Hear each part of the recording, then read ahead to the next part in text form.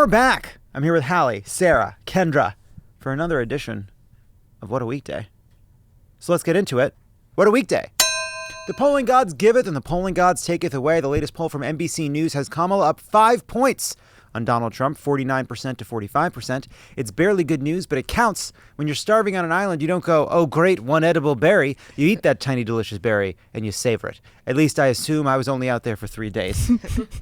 According to NBC News, Harris's favorability has left 16 points since July, the largest increase in the network's polling since George W. Bush after 9/11, and I'm just now receiving word that a second debate has hit Joe Biden.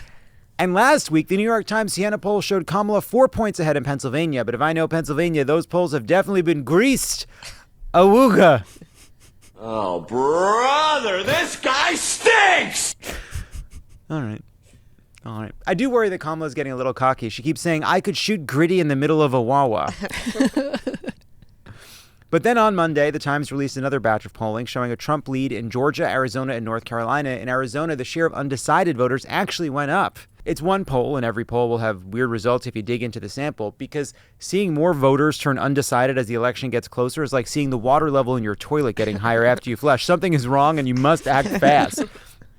The reality is, none of these polls should inspire confidence or doom. The polls might have a consistent error of a point or two bias against Trump, or maybe it's a bias toward Trump because enthusiasm is hard to measure and every election is unique, with 2016 and 2020 both being pretty strange. If you are listening to this, you are probably not in charge of ad spends for the Harris-Walz campaign. But if you are, hey, what is money? It's not real. It's like a made-up thing. Let's crank open the tab, baby. I want to see Kamala ads on YouTube tutorials for how to make scrambled eggs, which I am not watching because I am a grown man and I know how to make scrambled eggs. You just scramble. You got it. You got to scramble. Just get in there. But they're done before you think. Yeah, they do. If you think they're done, it's too late. Do you like them hard or soft? And then there's how I like my eggs. Point is, sorry. Before we were recording, David said he had a dream about me that we were both riding Harley Davidsons downtown. That's so cool. That's the coolest thing he's ever done. He didn't even do it. This was not my reaction. I'm worried about David. I love this. What a fun dream. It was a cool Harley ride downtown Los Angeles. That's cool. Did you take a Unisom last night? Are you on a new sleep medication? No new sleep meds. Okay. No new sleep meds. Well, have a good time and R.I.P. I probably should mention that I sneak into David's house at night and I whisper in his ear while he's sleeping. There are all these Harley tracks on the carpet. It's weird. Point is, polling over the next 41 days is mostly for sport. We have to win Michigan, Wisconsin, and Pennsylvania. We have to fight like hell to win Arizona, Nevada, Georgia, and North Carolina. If you signed up for Vote Save America, great. Polls are a reward, a sweet treat that is also a spike in your cortisol. And if you sick fucks love polling that much, make sure you check out Crooked's Daily News Pod, What a Day. Because on Tuesday, I joined Jane Coaston to make sense of the latest polls that we were just talking about. And honestly, we made it as fun as you can make it. In other news, Kamala Harris joined Oprah for a town hall interview last week, during which they discussed, amongst other things, mass shootings. A terrifying moment for Oprah to tell the audience to look under their seats. Oprah also asked Kamala about being a gun owner herself, and Harris said this. I'm a gun owner. Tim Walz is a gun. I did not know that. If somebody breaks in my house, they're getting shot. Yes, I hear that. I hear that. Probably should not have said that. But my staff will deal with that later. Yeah. And if somebody breaks into my house, they're getting home alone. Vanessa Hudgens set up those booby traps years ago. Every day I come home and get hit in the face with a paint can. I love this moment.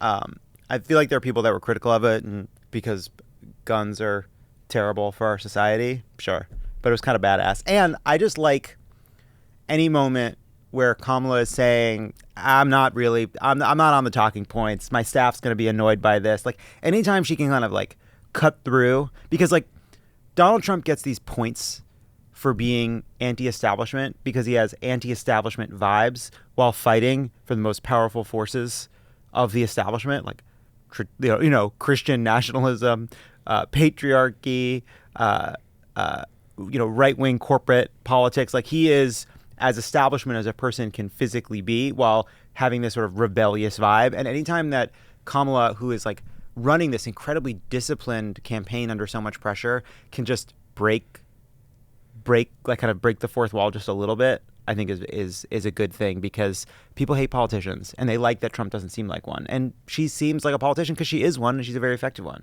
It's also nice to have a moment of authenticity that I don't think that Trump can have, because frankly, when she says that, when she says, if you break into my house, you're getting shot, I firmly believe that in a way that I would not believe it coming from Donald Trump. I think this is a great moment. I don't think it's authentic in as much as like her ability to stay on message is authentic. I think it's like a perfectly engineered moment for when you're in the laundromat doing laundry and you look up and you hear that, you go, that's funny, I like her. Like in that regard, it's great. I am very anti-gun, so hearing this I'm like, well, that's not great. But to your point, I think it's like she's already got us, right? Like she's already got me. So it is these moments of revealing other parts of ourselves that are more relatable to other people in the country. So while I don't like the gun stuff, it is a very artful moment that I think she executes incredibly well. I do think she should be taking out guns at a rally and just fire them into the air. Pew, pew. Yeah, Yosemite Sam style. Yeah. Like, doggone it. Did you hurt a gun range? I mean, It they would- might just put her on an ATV. I'm saying just let's go for it. Yeah, go on one of those weird gun YouTube channels. It Why not? wouldn't be a terrible idea, No. frankly. Yeah, I think Kamala on an ATV while firing a gun, you know? Still in the pantsuit, though. Yeah, course. for Of sure. course, yes, Yeah. yes, For yes. sure. Meanwhile, Kamala has accepted a CNN invitation to a second presidential debate on October 23rd against Donald Trump. She then walked up behind Trump at a rally, grabbed a bunch of his ass, and pointed to the crowd and said, This is mine now. I own this. A bunch of his ass. She grabbed Grab a the bunch whole of it. thing. Yeah. Well, I think Donald Trump's ass is not accountable. The amount of ass is not a countable set. It's like in the same way that you can't grab you can't The grab limit doesn't exist. It's like a liquid. What? It's like a liquid. Yeah, it's like a liquid. It's like a pool. You don't grab a certain amount of pool. You're in the pool. You know? It's not accountable. A rich visual.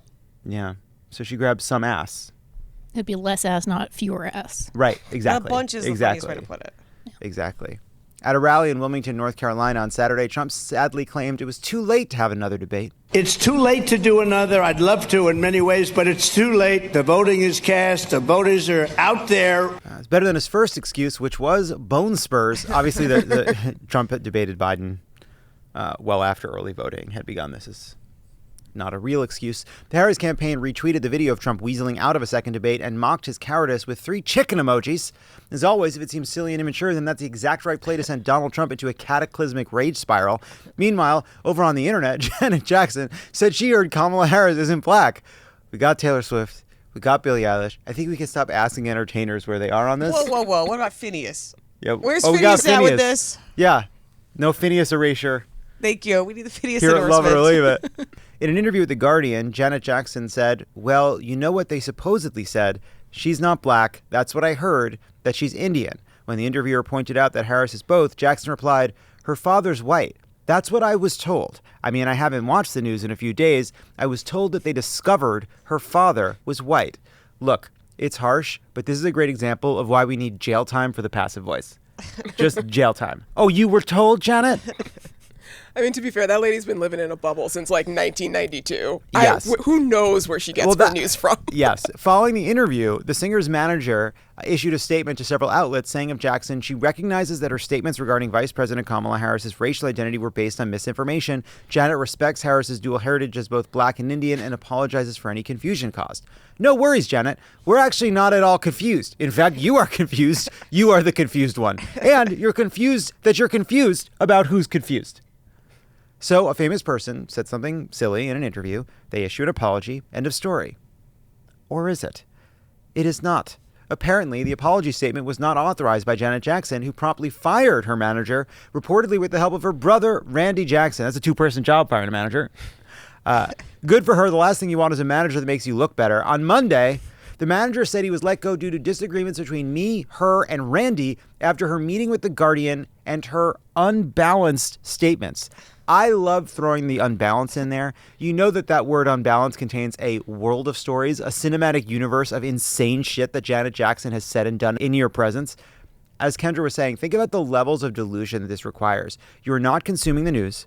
You are hearing a version of a Trump attack on Harris somehow transmuted to be even more false and crazy. You obviously haven't verified it. You believe it, and you decide to share it with a journalist during an interview. Just like zero regard for what's true, how you know what's true, the stakes of the election, the fact that you're in a position to reach millions of people. Anyway, I am sorry to report that Janet Jackson may be out of touch. It's unbelievable. Yeah, it's pretty bad. They also just lost Tito, so I'm trying to hold that too. But It does remind me. Is spreading false information one of the stages of grief? I don't know. It is America. Yeah. It does remind me of like how much we did this with Obama, because I do remember during the whole birtherism wave, Laura Ingraham giving a full video, like a full explanation of how she discovered he isn't black. And it's just sort of like, I know we're back here, of course we're repeating all this stuff, but it's like, wow, I guess I just didn't think we'd cycle back to this. So, I don't know, it's like we're playing the hits so quickly. You know what I mean?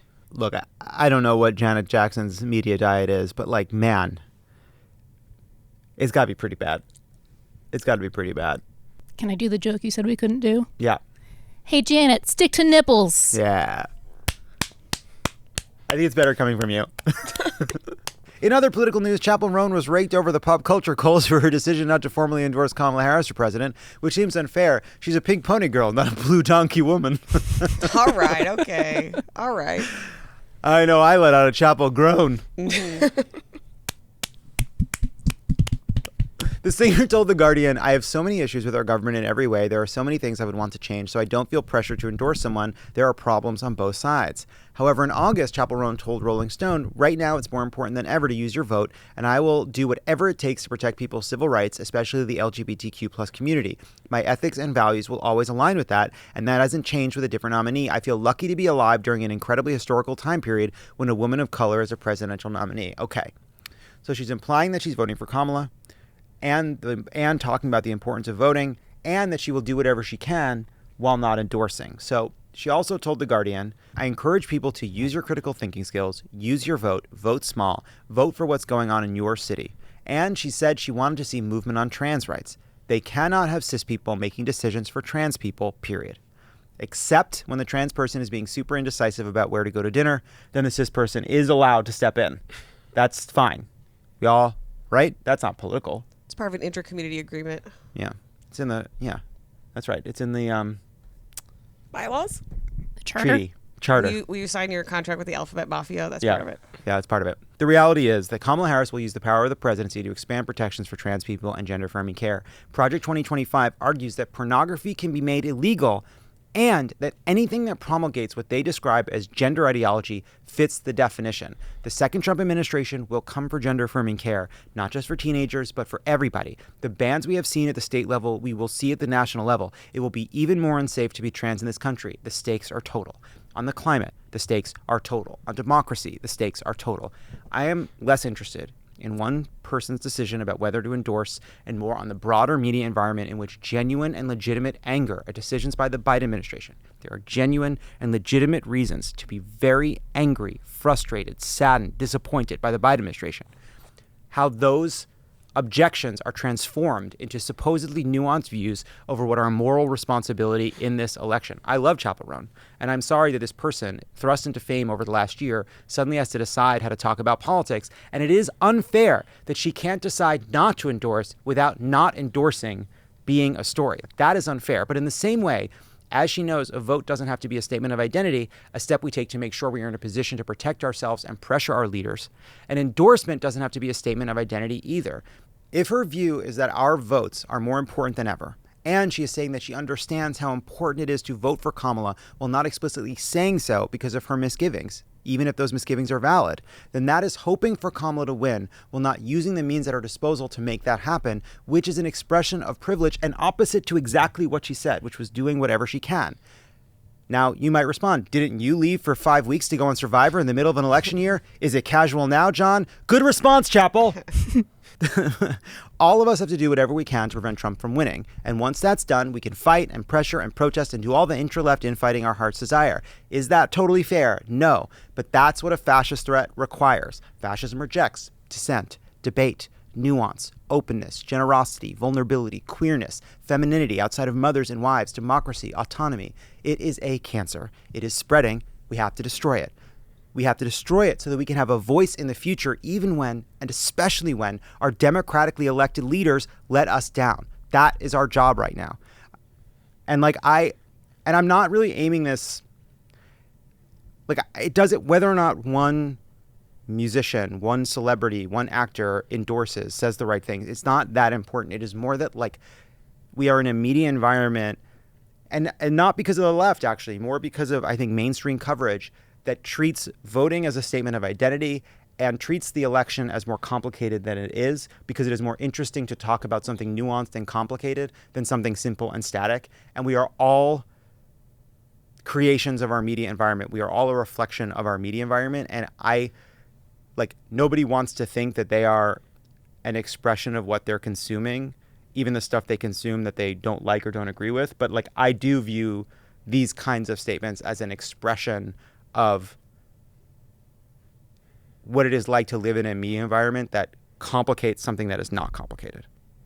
But doesn't some of the scrutiny, obviously all of that is true, she can do whatever she wants and express herself however she wants, but doesn't some of the scrutiny come directly from the audience that she has very purposely cultivated and the queer aesthetic that she has very purposely cultivated, which I'm sure is very authentic to her. Yeah. But that is what she is expressing publicly. So it's very different when she is choosing to not endorse while saying, obviously, who you vote for is important, local voting is important. But it's very different when she makes a statement like this than versus when, Sabrina Carpenter makes a statement like this because of what they represent. I think that's interesting, right?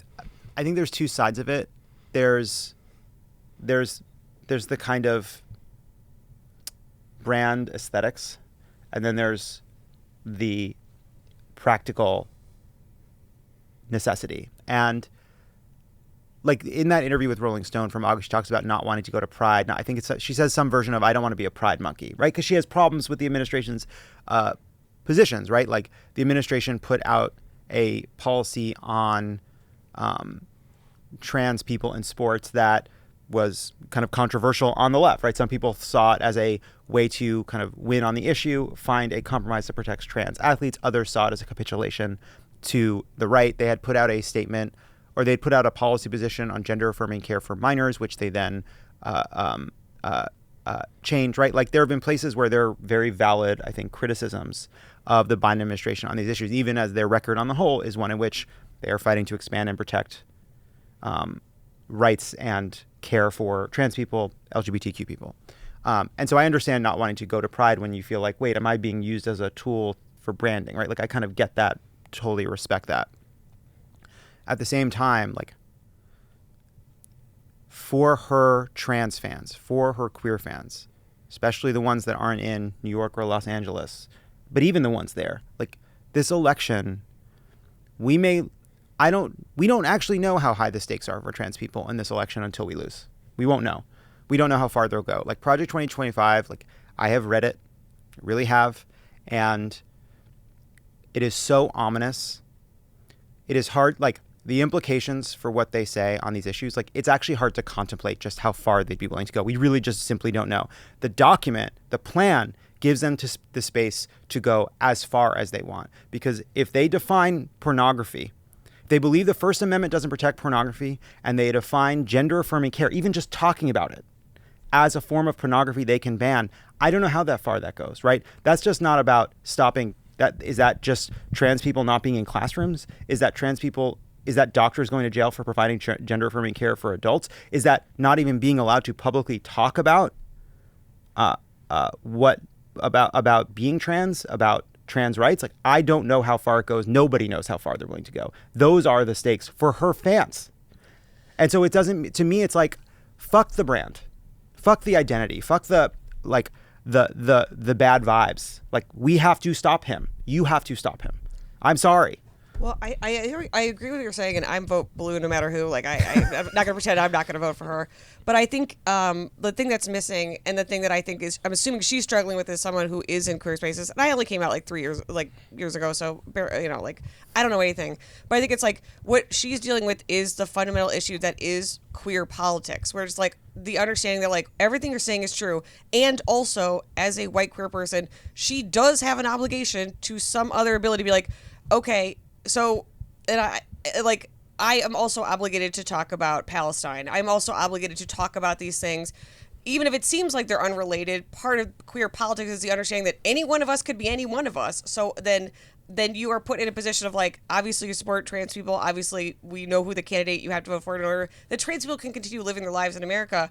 And also, you are now dealing with the fact that, like, you know that you could also be someone in Gaza, right? So it's almost like it's not in opposition to her queer fans or the queer community. It's an understanding that queer politics kind of necessitates that all of this is the same issue, so it can't be divided from one another. So I'm not saying, like, again, I'm voting for Kamala Harris, but like that rather it's like the conundrum of queerness is that all of these things are also your issue, because that you just have to know, like, if you're queer anywhere in the world, like, you're having this experience. You know what I mean? Yeah. I agree with all of that. I think what bothers me about this is just the fundamental silliness of making clear that you are voting for Kamala Harris and you think that everyone else should too, but then not going the step of saying that out loud. That to me makes it about the purity of your brand and a pure, it's only about the optics and not about what you think should happen. And I find that frustrating. Yeah, I agree with that. And like, I'm not like denigrating. I really do mean this. Like, I'm less interested in what one person thinks than more about the political environment in which I think legitimate points that Hallie is making are then translated into nuanced views on the election when I don't believe they're warranted where we are right now, 40 days before an election. After all, look at what Trump is saying just this week. On Thursday at a campaign event aimed at denouncing anti-Semitism, Trump preemptively blamed the Jews. If I don't win this election, and the Jewish people would really have a lot to do with that if that happens, because at 40%, that means 60% of the people are voting for the enemy. Trump does not have even 40% of the Jews. Even his lies contain lies. A Mandelbrot set of infinite lies. Just in case Trump is listening, a Mandelbrot set is a math thing named after a Jew. Again, this is an event about anti-Semitism. Trump is doing anti-Semitism at the anti-Semitism event. I'm very nervous about what happens when the conflict in the right between trying to appeal to Jewish Americans on Israel and the anti-Semitism that has always been rife in their movement come to a head after this election, and they lose, and they believe that their efforts to appeal to Jewish voters were ineffective, and Trump decides that he's going to blame the Jews for this. How dangerous a path the right is on now, right? Like, that anti-Semitic streak is there. It has always been there. It is getting worse. You're seeing it more and more. You're seeing more and more of these fringe white nationalists and genuine actual Nazis popping up even at dinners with this man. Like, Tucker Carlson has been flirting with Holocaust denialism. Like, this is happening. Like, this is very fucking dangerous. And the only thing right now stopping it from getting worse is the fact that they believe that there's equity in trying to appeal to Jews to get their support over Israel. And I am very afraid about what happens when that's done. Yeah, it's an oi from me. It's an oi. That's two ois. That's two full. The ois have it. That's two full ois. The ois have it. In other neat rants, Trump wrote in a lengthy all-caps True Social post on Friday night that if he wins a second term, women will be happy, healthy, confident, and free. You will no longer be thinking about abortion because it is now where it has always had to be, with the states and a vote of the people. So true. Well said, Trump 2024, said the one woman on True Social. This is so much scarier to me than the grab him by the pussy. Like, somebody clearly said to him, like, you got to appeal to women. He's like, that's it, I'll protect him. And it's like, oh no, like, it's activating some part we haven't seen. Yeah, I actually think that, like, because we've talked about it, I don't know if we talked about it here on Pod Save America, but like, Trump is doing terribly among women. The NBC poll shows a massive gender gap. You see that in the Times polls, even the Times polls that weren't so great. There's a massive gender gap, and the gender gap is such that we are doing better among women than Trump is doing better among men. This is a little bit of a help for us there. I don't know if this is about appealing to women or appealing to men. I think it's probably trying to do a little bit of both. I do think that there is space to try to convince men, especially men that are pro-choice or are hearing about being pro-choice from the women in their lives, that, like, hey, the way you be a man, to be a strong, good man, is not to be this kind of a bully. Like, that's a weak version of masculinity. That's what men who are sad and lonely and insecure do. They kind of like, that's the Cybertruck of being a man. Like, you don't want to be a Cybertruck man. Those are embarrassing men. It's actually safer when the front of the man crumples when it hits something. Yes, that's right. You want men with a fucking crumple zone. That's exactly right. And I think Trump innately gets that, right? On some level, he is being attacked for bullying women and trying to control women. And he's trying to use immigration to say, no, I'm trying to protect women. Yes, it all harkens back to, like, bring it back to your favorite book of the moment. It's very much Southern masculinity that you would see in the antebellum period, where that's how you got a lot of the stereotypes that we deal with black men right now, because black men were set up to be predators against white women, and it was all about protecting the white women of your life. And he's just playing off of that. Yeah, and I mean, like, and like, there's so many different xenophobic immigrant stereotypes that go back to exactly what you're saying. Yeah. And he's Big Daddy, I guess. Yeah. So because it's like, I do think that there's a nuance here, which is like, I do think that there are men out there that see themselves as protectors of women, and I think, like, how do you appeal to those men in a way that is, like, kind of meets them where they are, like that they take pride in, like, that kind of, I think, masculinity that he's sort of trying to appeal to, while kind of steering it in the positive direction. And I just don't think we do that enough. I really don't. I think it's like a gap in how we talk about men. Like, why is there this big gender gap? Like, it's not because of fucking crypto and Elon. It's just not, right? There's something deeper going on. And I do think that, like, we talked a lot about toxic masculinity. I think we need to do better on our side about showing men that, like, you want to be part of this movement. Like, it's, that like, you're needed here. So we all know this and take this for granted, but I think it bears repeating every time this comes up. Trump has been found liable in court for sexual abuse. Yeah. What are we doing? And again, as someone who will be voting for Kamala Harris, I would say half of the reason I will be is because I don't want JD Vance in the White House. And I think he's the perfect example of, like, we have to offer a different template because their template is JD Vance. It is someone who is a racist. It is someone who wants these extremely rigid gender roles. He wants a man that has control over a woman, and his is obviously based, in religion, but I don't think that's, I think he'd happily take anyone who's on board with it. And I think, as dangerous as Trump is not going to be around forever. And JD Vance is absolutely, to God's ears. Yeah. Well, it's like JD Vance is absolutely ready to step into this role, and he is as dangerous, if not more so, because he has the conviction of someone who believes that this is grounded in some sort of spiritual reality, which I think on our side we have to be like, this is a secular country. We have to be able to allow people their personal decisions about whether that's their family, their sexuality, their gender. We have to wrench that control away. Yeah. And speaking of people that won't be around forever, as unavoidable as he seems to be, Trump has held far fewer rallies during this campaign cycle. In 2016, he had held 72 rallies between June and September. During the same period of this year, as of today, he's held just 25. We have this visualization that shows how few rallies he's actually been doing. People around Trump gave Axios 3 main reasons for his lighter schedule. Voters already know who he is. Rallies are expensive, and the old man just wants to stay at Mar-a-Lago. Aging is tough. Each of us will one day reach a point where we can no longer just stand in 100-degree heat and free associate racist conspiracy theories like we used to. Speaking of heating up, in that Time Siena poll that dropped on Monday, Trump was up by 2 points in North Carolina with 49% to Harris's 47%. But keep in mind, that poll was taken from September 17th to September 21st, and the latest insane and should-be campaign-ending story about Lieutenant Governor Mark Robinson calling himself a black Nazi and fantasizing about owning slaves on the message board of a porn site only came out on September 19th. The worst part is that he still believed these things even after he had post-nut clarity. I'm sorry. Even now, though, I suspect a lot of voters in the state aren't fully caught up on their porn site and message board news. In the wake of this story, Robinson's campaign has crumbled around him, with 4 top staff members resigning over the weekend. "You've gone too far, sir," said a staffer wearing an "It's okay to have questions about the Holocaust" t-shirt.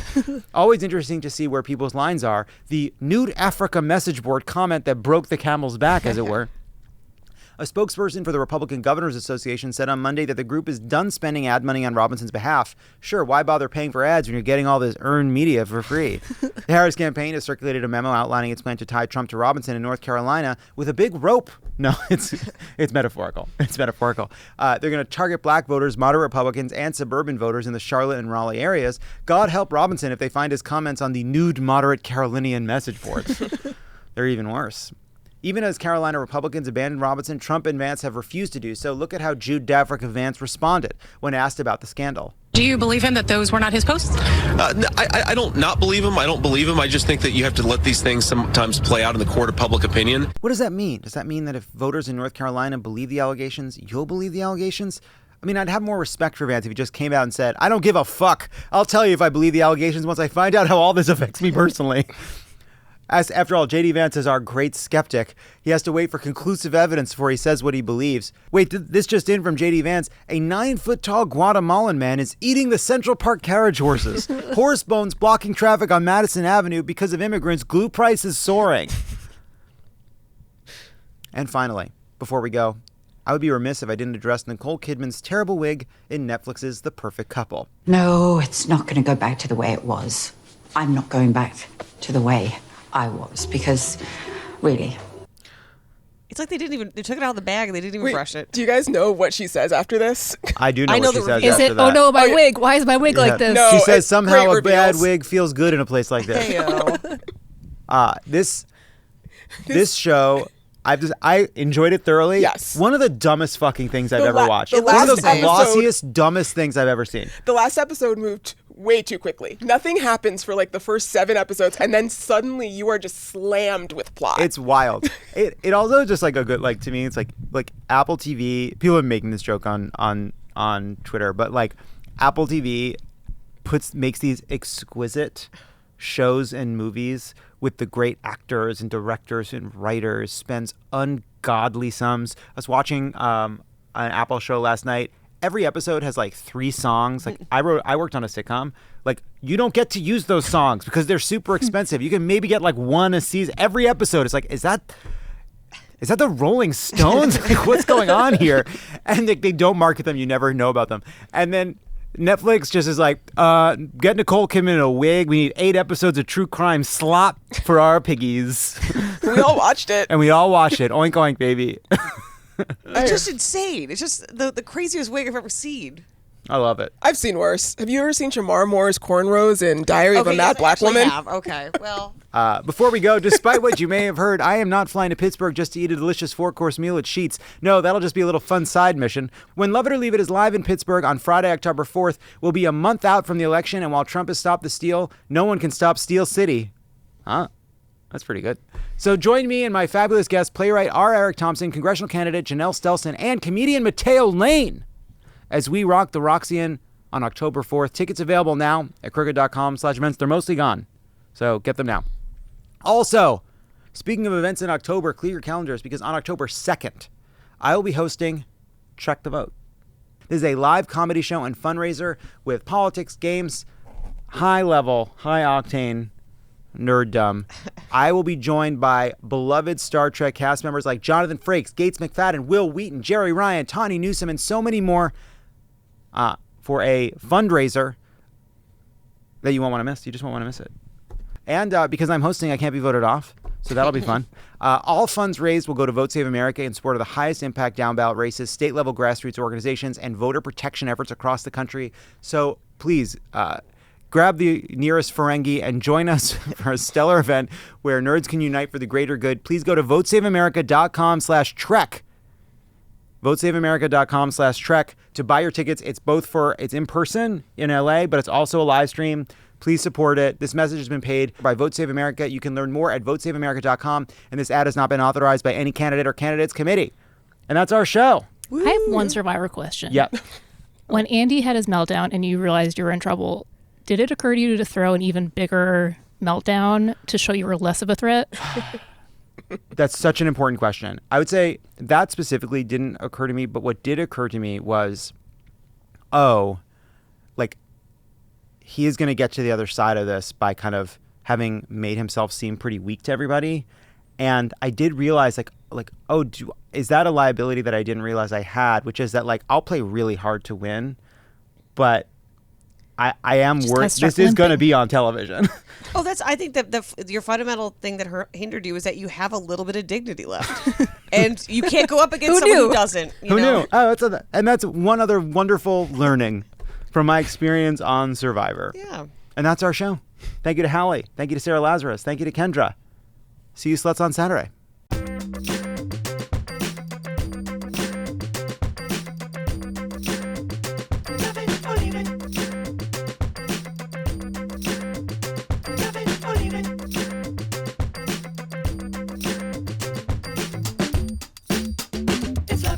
believe it.